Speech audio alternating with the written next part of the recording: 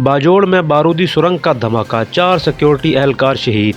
D G I S P R کا کہنا ہے کہ واقعہ گزشتہ رات دبئی میں آپریشن کے دوران پیش آیا۔ آئی ایم ایف کے مطالبات یوں ہی بڑھتے رہے تو پیٹرول کی قیمت 200 روپے تک پہنچ جانے کا خدشہ لاحق ہو گیا ہے۔ معروف ماہر معیشت ڈاکٹر اشفاق حسن کا کہنا ہے کہ پیٹرول پر فی لیٹر 30 روپے 17% سیلز ٹیکس عائد کرنے کا مطالبہ بھی کیا جا رہا ہے۔ رانا ثناء اللہ کا کہنا ہے کہ ہو سکتا ہے لانگ مارچ اسلام آباد کے قریب پہنچے تو نواز شریف بھی آ جائیں۔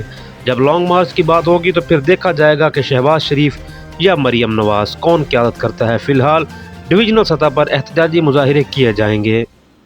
فواد چودھری کا کہنا ہے کہ حکومت مہنگائی سے نمٹنے اور عوام کو ریلیف دینے کے لیے مکمل تیار ہے۔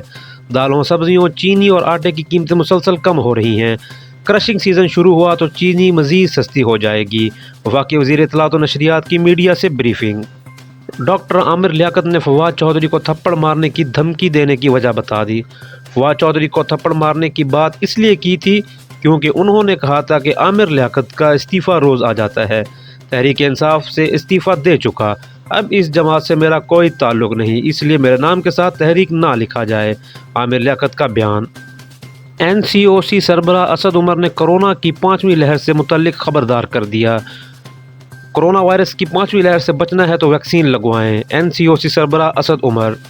سابق کپتان انضمام الحق کا کہنا ہے کہ بابر اعظم اور رضوان سٹرائک ریٹ بہتر بنانے پر توجہ دیں۔ پاکستان اپنے ان دونوں کھلاڑیوں پر بہت زیادہ انحصار کرتا ہے۔ ایک اور پہاڑی مقام کو سیاحتی مرکز بنانے کی تیاری کی جا رہی ہے۔ حکومت کو سالانہ بھاری ریونیو حاصل ہوگا۔